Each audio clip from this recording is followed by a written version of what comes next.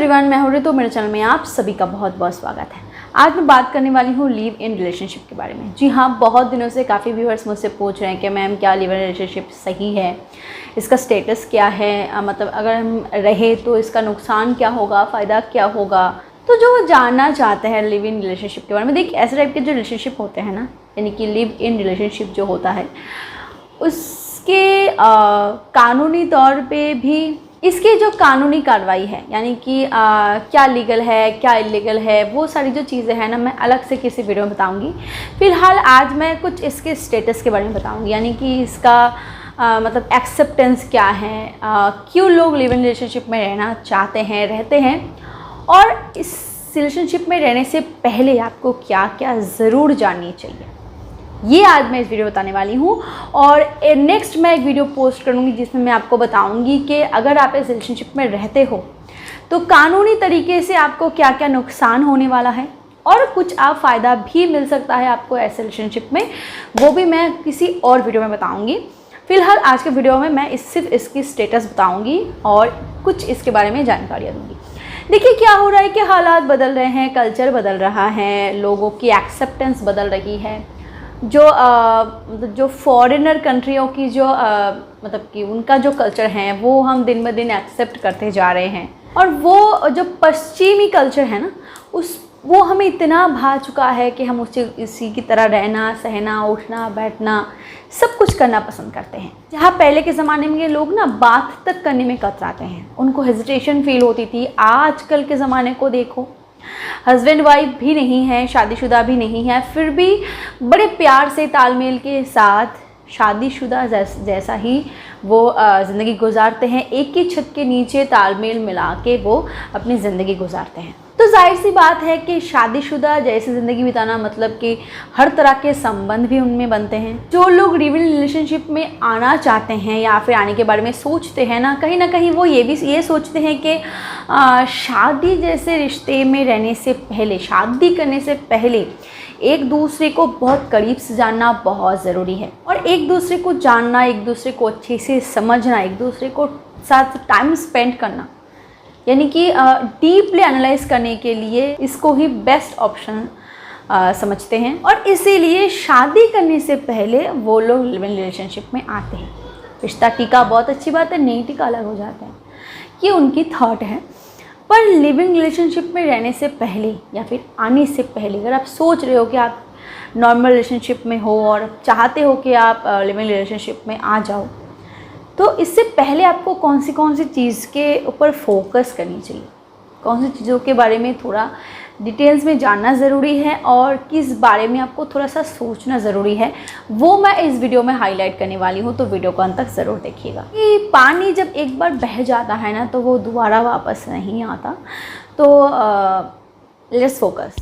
पहली बात, क्या आप उसके बारे में जानते हो? क्या आप उसके बारे में इतना जानते हो कि उसके साथ लिव इन रिलेशनशिप में आ जाओ? क्योंकि मैंने पहले ही कहा कि लिव इन रिलेशनशिप को लोग सब्स्टिट्यूट मानते हैं शादी का, यानी कि शादी नहीं करना चाहते, कमिटमेंट नहीं चाहते, पर एक दूसरे को जानना चाहते हैं, लिव इन रिलेशनशिप में रहना चाहते हैं ताकि वो शादी का स्टेप ले सकें। तो क्या आपका रिश्ता इतना पक्का है, इतना मजबूत है कि आप श्योर हो जाओ और लिव इन रिलेशनशिप में आ जाओ? पॉइंट नंबर 2, क्या आपका रिश्ता इतना मजबूत है कि उस पर आप आँख बंद करके भरोसा कर सको? क्योंकि लिव इन रिलेशनशिप में आने का मतलब तो यही है कि भाई आप एक दूसरे के साथ पति पत्नी जैसा रहते हो। पति पत्नी जैसा बर्ताव मतलब कि हम सभी जानते हैं कि पति पत्नी का रिश्ता सामाजिक तरीके से भी कैसा होता है, शारीरिक तरीके से भी कैसा होता है। तो क्या आपका रिश्ता इतना मजबूत है कि आप उसको ये हक दे दो? पॉइंट नंबर 3, क्या आप फाइनेंशियली इतना इंडिपेंडेंट हो कि खुद अलग हो जाके शादी जैसा रिश्ता कायम कर सको? क्योंकि जब आप लिव इन रिलेशनशिप में रहते हो ना तो डेफिनेटली आज भी हमारे माँ बाप, हमारी सोसाइटी इस चीज़ को एक्सेप्ट नहीं करती। चाहे लड़का हो चाहे लड़की हो, लोग इस चीज़ को नेगेटिवली ही लेते हैं। तो फॉर श्योर आप अगर लिविंग रिलेशनशिप में रहना चाहते हो तो आपको सबसे अलग ही रहना पड़ेगा। तो क्या फाइनेंशियली इतना इंडिपेंडेंट हो कि आप जिसके साथ रह रहे हो उसके साथ साथ खुद का भी सारा का सारा खर्चा आप उठा सको, ले सको। पॉइंट नंबर 4, क्या आप उसके नेचर को समझते हो?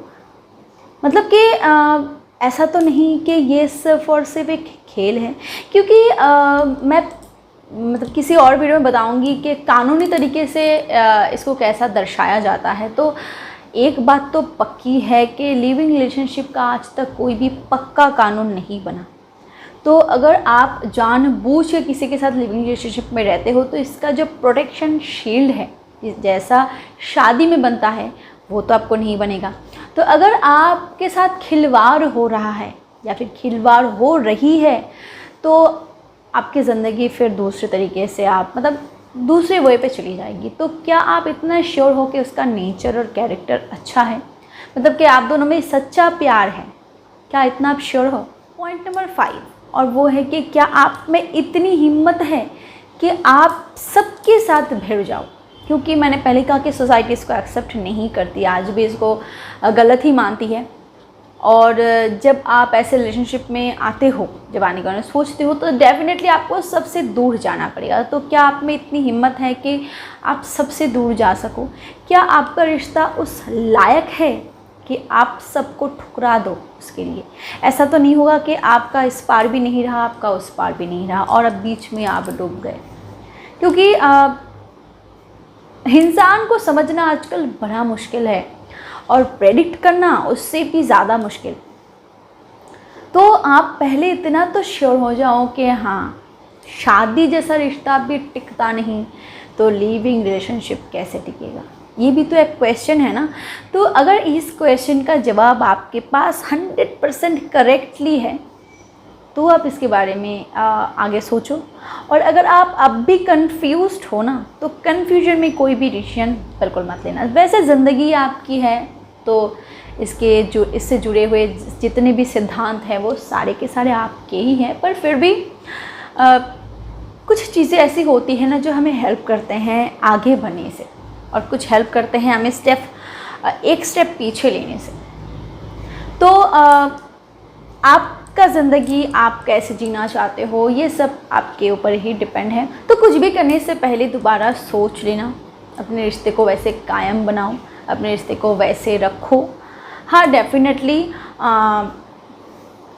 ये सही है कि गलत है, मैं इस पे बात नहीं करूँगी। मैं सिर्फ इतना बता रही हूँ कि अगर आप सोच रहे हो ऐसे रिश्ते में आने के लिए तो कम से कम इन सब चीज़ों के बारे में एक बार दोबारा सोच लेना, इन सब चीज़ों के बारे में थोड़ा सा इन सब चीज़ों पे फोकस करना, फिर ही कोई स्टेप लेना।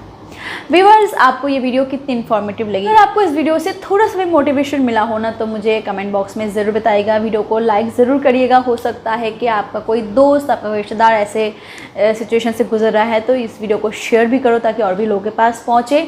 और अगर आप मेरे चैनल पर नए हो तो सब्सक्राइब करना बिल्कुल मत भूलना, क्योंकि ऐसे भी बहुत सारी इन्फॉर्मेटिव वीडियोज़ मैं अपने चैनल में लाती रहती हूँ जो आपके लिए बहुत ज़्यादा इन्फॉर्मेटिव होती हैं। Thank you so much for watching my video. Keep watching and keep healthy. Bye bye.